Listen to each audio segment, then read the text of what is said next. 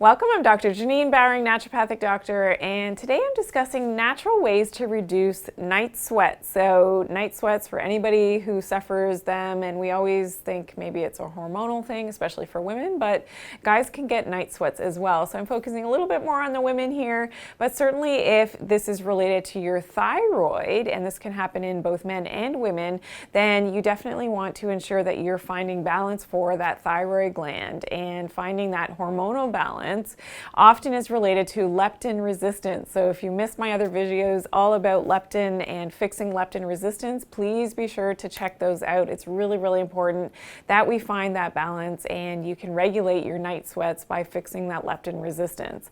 Another tip is to stop eating at least 3 hours before bedtime, and there's different mechanisms at play here. One of them is leptin signaling, but also your melatonin, and your melatonin won't properly be secreted for a good night's sleep and that restful deep sleep unless your stomach is empty. You don't want your body to be focusing in on digestion as you're sleeping, because then you're not going to get that proper hormonal cascade as you are sleeping. So you definitely want to decrease that food intake and try not to eat at least 3 hours before bedtime.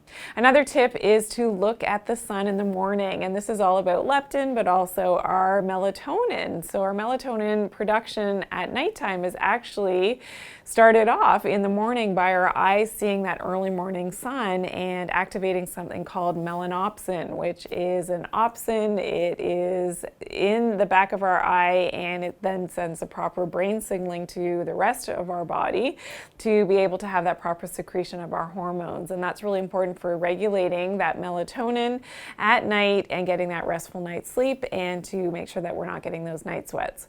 Another tip is to also see the sunset. So as much as the sunrise is important, the sunset is also important. It helps to calm down the nervous system for the day and helps with that melatonin secretion as well. Another tip is to make sure that you're sleeping in a dark room and your skin is covered up. You want to be covered and as dark as possible when you are sleeping, and this also helps your melatonin. And you want to decrease your EMF exposure. So we know that especially something called non-native EMF, so not the regular healthy EMFs from the earth and the magnetism of the earth and the sun.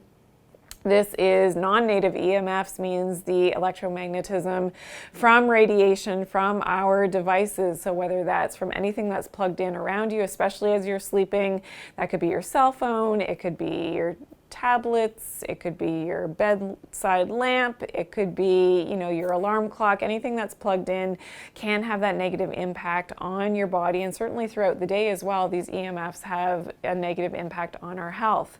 Whether people want to believe that or not, the evidence is there, and it's true. So I have a whole show all dedicated to EMF exposure, so make sure you check that out if you've missed that.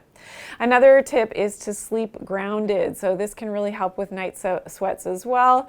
And being grounded, you can buy grounded mats, and grounded beds now exist as well, in which you sleep grounded. Ideally, we would sleep on the earth, and that's, not feasible for a lot of people, myself included. So I do have a grounding mat that I do sleep on, and I find that it really does help.